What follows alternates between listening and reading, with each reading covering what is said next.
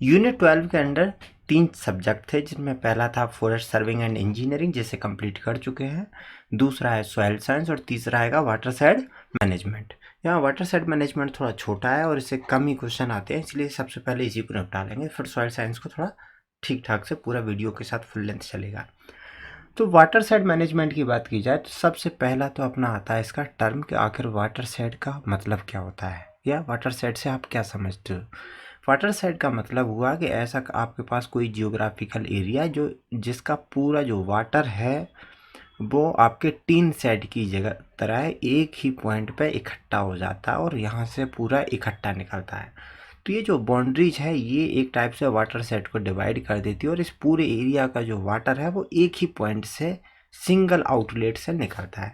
तो इसको हम बोल देते हैं क्या, वाटर सेल। एक टाइप से ये जियो हाइड्रोलॉजिकल यूनिट हो गई। तो इस टाइप को याद रखो कि ये जियो हाइड्रोलॉजिकल यूनिट है। बस डेफिनेशन से इसका सेंस समझ लो और अपने जो क्वेश्चन आते हैं उसमें सीधा ये डेफिनेशन लिखी होती है और उनको वाटर सेट पे काउंट करना होता है। अब ये वाटर साइड मैनेजमेंट हमारे लिए क्यों रिक्वायर है, क्योंकि आज के टाइम पे दो बहुत इशू है, या तो कहीं सूखा पड़ गया या कहीं बाढ़ आ गई। अगर बाढ़ आ गई तो फिर हमें उसको बाढ़ के हिसाब से मैनेज करना पड़ेगा, जिससे वाटर जो है ऊपर से जो वाटर भाग रहा है उसको रोका जा सके। मतलब एक टर्म यूज किया जाता है कंसंट्रेशन, कंसंट्रेशन टाइम, यानी कि वाटर इसके जो डिस्टेंस पॉइंट है वहाँ से भी यहाँ तक पहुँचने में या यहाँ से यहाँ तक पहुँचने में कितना टाइम ले रहा है। जो भी रेनफॉल आ गई उसका इस आउटलेट तक पहुँचते पहुँचते पानी कितना टाइम ले रहा है, यानी कि कंसंट्रेशन को वाटर को इकट्ठा होने में कितना टाइम ले रहा है। तो ये सारी चीज़ें जो हैं जिन्हें मैनेज करना होता है।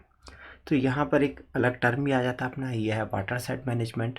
तो वाटर साइड मैनेजमेंट क्या है, जैसे अपना फॉरेस्ट मैनेजमेंट है या जैसे अदर मैनेजमेंट होते हैं, बिल्कुल सेम थिंग है। अपना पर्पज है कि यहाँ पर अगर बाढ़ की केस है, जैसे कि बिहार में जैसे बाढ़ चल रही है आजकल, असम में बाढ़ चल रही है, तो अपना पर्पज है कि जो भी रिवर है, जो भी उसकी ट्रिब्यूटरीज है, उनको किस टाइप से मैनेज किया जाए कि जो वाटर है वो उसका जो कंसंट्रेशन टाइम है उसे बढ़ाया जा सके, जिससे ज़्यादा से ज़्यादा वाटर ज़मीन के अंदर पर्कुलेट हो, जिससे ग्राउंड वाटर अपना बढ़े, एक्वीफर जो है उनको वाटर रिचार्ज कर सके, और ये रन ऑफ जो है सॉइल इरोजन जैसी चीज़ें इनको कम किया जाए, जिससे फ्लड जैसी केसेस कम आए। तो आजकल ज़्यादातर काम जो है ये फ्लड वगैरह को रोकने के लिए किया जा रहा है। दूसरा है जैसे राजस्थान के, वहाँ वाटर सेट क्यों करना है, वहाँ पर भी पर्पज़ वही है कि जो वाटर बह करके चला गया है उसे रोका जाए, जिससे हमारे ग्राउंड वाटर रिचार्ज हो। तो जहाँ वाटर अनअवेलेबल है वहाँ वाटर की अवेलेबिलिटी को बढ़ाया जा सके। अब वाटर साइड मैनेजमेंट में फिर क्या ऑब्जेक्टिव है, इसमें फिर डिटेल यहाँ पर पूरा है, लेकिन बेसिक मतलब आपको समझ में आ गया कि इसका पर्पज़ है कि जो हमारे पास वाटर है वो उसकी अवेलेबिलिटी को बढ़ाया जाए। और उसका सबसे बड़ी बात जो है, ये वाटर अगर इस एरिया में गिरा और अगर तेज़ी से भाग गया तो इसका नीचे पर्कुलेशन नहीं हो पाया। तो अपना पर्पज़ है जब पर्कुलेशन होगा तो नीचे वाटर ग्राउंड लेवल पे वाटर का जो है रिचार्ज होगा, वाटर बढ़ेगा।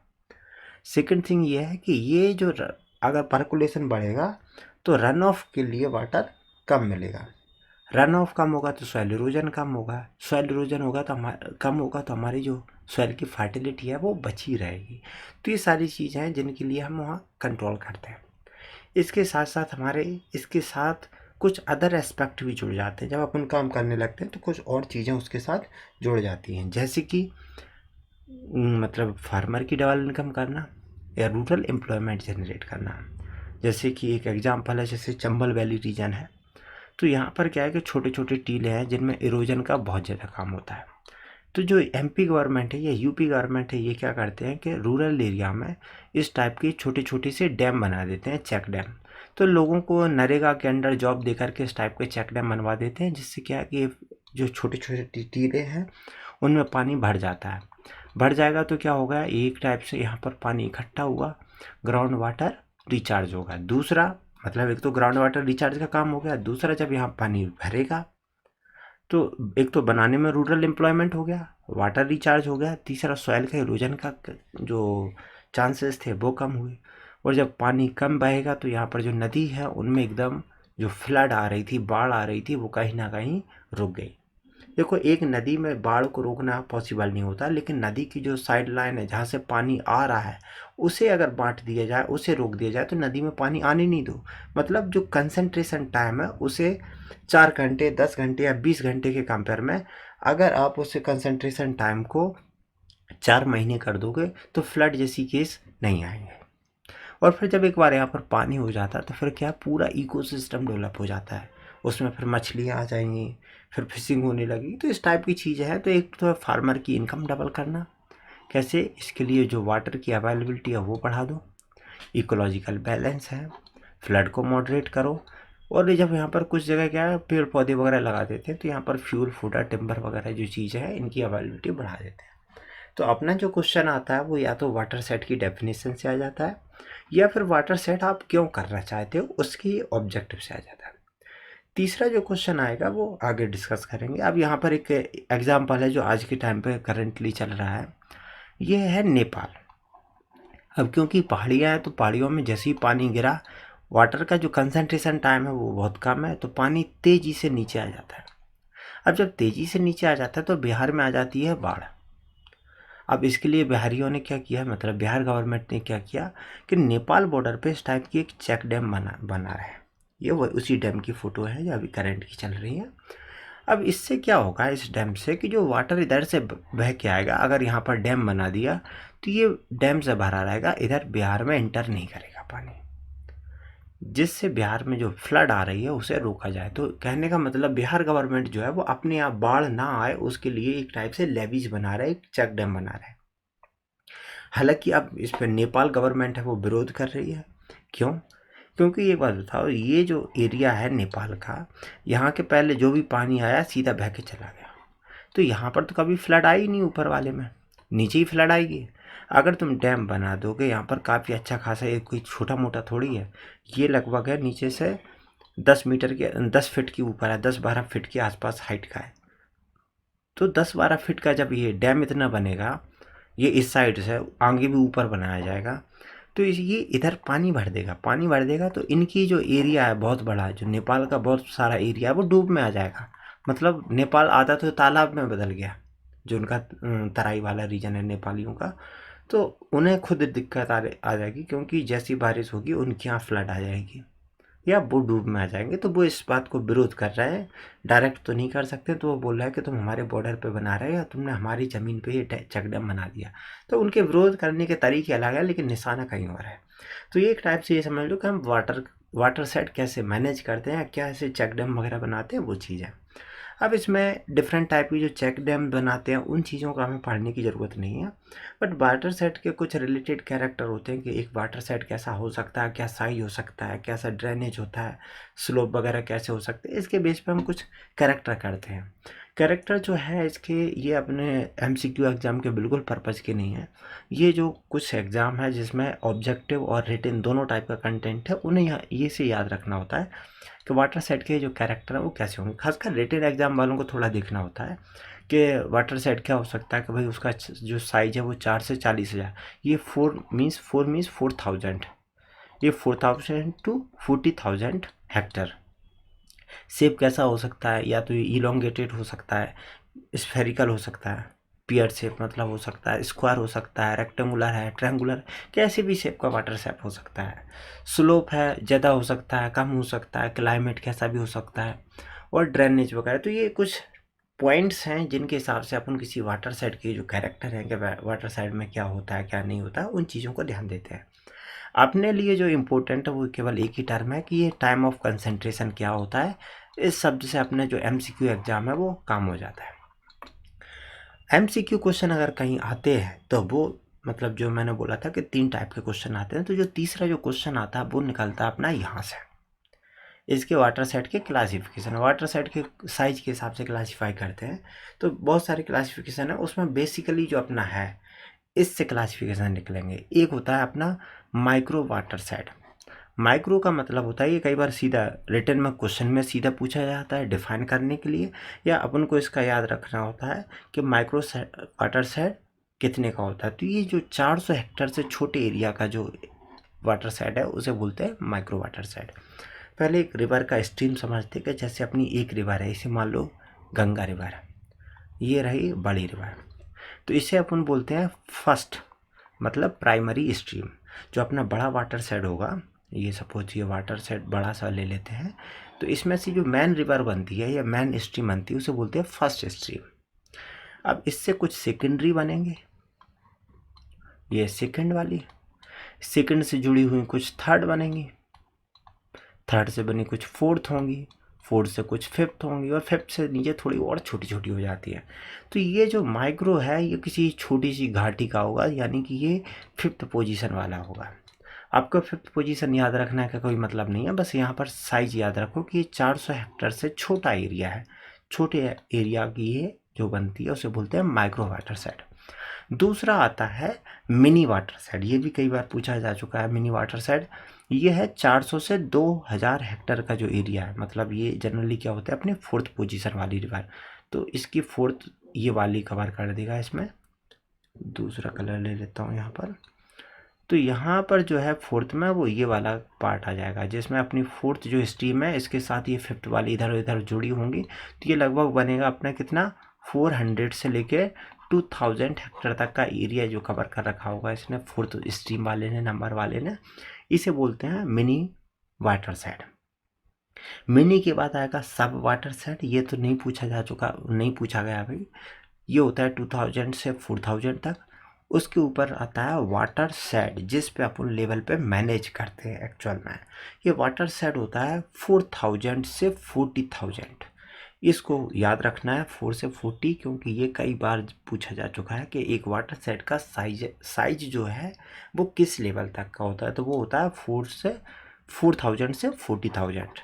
दूसरा ये किस रिवर लेवल पे होता है, तो ये अपनी जो ट्रिब्यूटरी है, जो tributaries of secondary river. Tributaries of secondary river मतलब ये थर्ड लेयर पे है।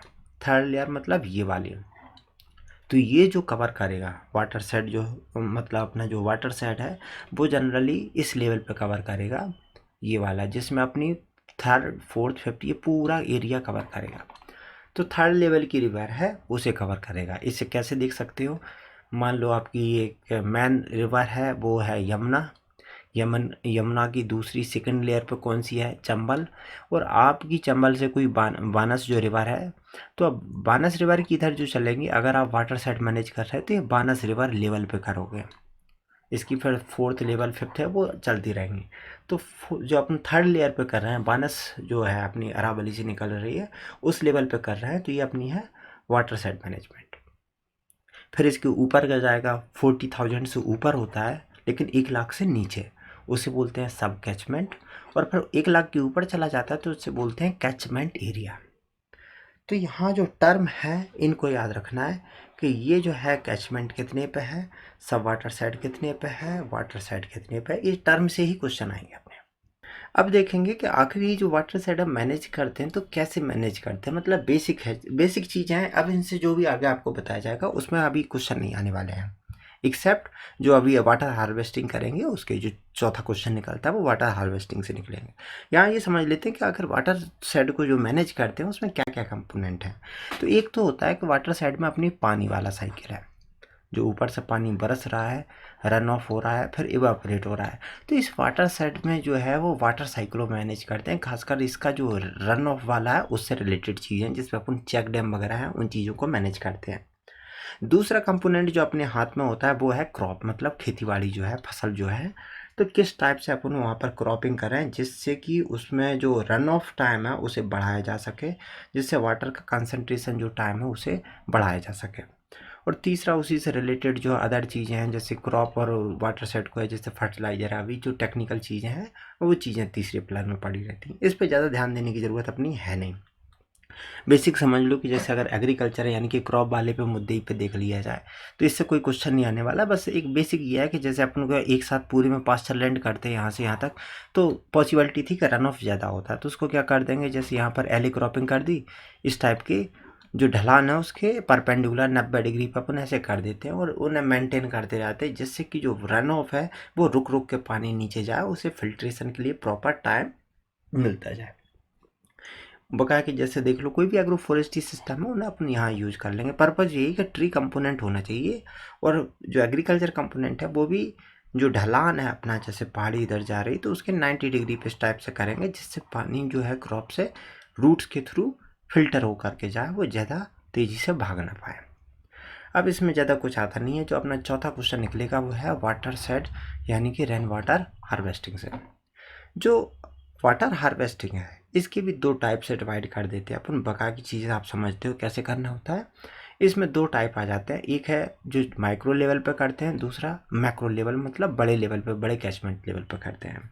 अगर माइक्रो लेवल की बात की जाए तो इसके दो टाइप हैं। एक तो जैसे आपका जो घर होता है, घर पे करते हैं अपन, तो यहाँ पर एक टाइप से आपको एक तो क्वेश्चन ये मिल जाता है कि माइक्रो कैचमेंट लेवल पे जो करते हैं वो किस पे करेंगे। वो तब है जब आपका जो एरिया है वो 100 स्क्वायर मीटर से कम हो, मतलब 100 स्क्वायर मीटर या उससे कम हो, तो उसे हम कवर कर लेते हैं माइक्रो कैचमेंट में। तो इसमें एक तो होता है अपना ऑन फार्म, दूसरा होता है रूफ टॉप। पहले रूफ टॉप को देख लेते हैं क्योंकि इसे अपन ज़्यादातर समझते हैं कि इसमें करना क्या है कि आपके घर पे जो भी पानी है उसे इकट्ठा करके अपन उसे हार्वेस्ट कर लेते हैं। जैसे कुछ लोग हैं इसे इकट्ठा कर लिया और फिर उसे इरिगेशन वगैरह में, पेड़ों को पानी देने में वगैरह में उसमें भी यूज़ कर लेते हैं। खासकर जो कोस्टल एरिया में है या आइलैंड वाले हैं वो तो वाटर हार्वेस्ट से ही आधे जिंदा है, ये रूफ टॉप वाले से। ये गवर्नमेंट अभी ये भी प्रमोट कर रही, पर्पज़ ये कि वाटर को ये है अगर जितना ज़्यादा से ज़्यादा हार्वेस्ट हो जाएगा, रन ऑफ कम हो गया, तो लोअर स्ट्रीम में यानी कि लोअर साइड में जो लो लाइंग एरिया है वहाँ फ्लड जैसी सिचुएशन है वो भी कम होगी। दूसरा, देश में जो वाटर की समस्याएं हैं वो थोड़ा कम हो पाएंगे। आगे इसमें देख लिया जाए कि जो ओन फार्म है इसमें क्या करते हैं कि जैसे एक बड़ा सा फार्म एरिया है, अब फार्म में भी क्या करेंगे, वही सेम सिचुएशन है, बस ये है कि फार्म का जो लो लाइंग छोटा सा कोई नीचे का एरिया रहेगा, उस एरिया में पूरे जो एरिया का जो वाटर है उसे इकट्ठा कर दिया जाएगा। तो यार छोटा सा कोई चेक डैम बना दिया, उसमें पानी ये इकट्ठा हो गया, ये है ओन फार्म। अब ये जो है जो छोटे लेवल पे है और इंडिविजुअल लेवल पे और कोई भी कर सकता है।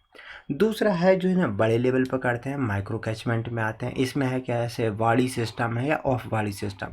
ज़्यादातर अपन वाड़ी सिस्टम करते हैं, कोई बड़ा सा खेत या छोटा सा बड़ा एरिया है उसकी कर दी। जैसे ये बड़े लेवल पे, जैसे अपन नेपाल का पूरा पानी रोक रहे थे, या और भी ऐसे बड़े बड़े हैं। आपने कई जगह देखा होगा कि जैसे पूरा पूरा गाँव है, गाँव का पानी एक जगह बड़ी सी बाउंड्री बना के से रोक दिया, 4-4 10-10 गाँव का पानी इकट्ठा रोकता है। तो इस टाइप की जो चीज़ें हैं ये एक टाइप से अपने जो मैक्रो लेवल पे है वहाँ पर हो गए। वाटर सेट से क्वेश्चन आते हैं, लेकिन ये जो आपको बुक जो प्रिपेयर की जा रही है एमसीक्यू, हो सकता है हमारी साइड से जिन्होंने कंटेंट इस पर काम कर रहा है उनने कहीं गलती की है, क्योंकि क्वेश्चन आए हैं मैंने देखे हैं, लेकिन इन्होंने लगभग 30-35 क्वेश्चन कर चुके हैं एनालाइज, उनमें अभी तक इसमें क्वेश्चन नहीं मिले। थोड़ा डिफिकल्ट सी बात है, लेकिन जैसे इस पर आते हैं आपको यहाँ शेयर कर दिया जाएगा।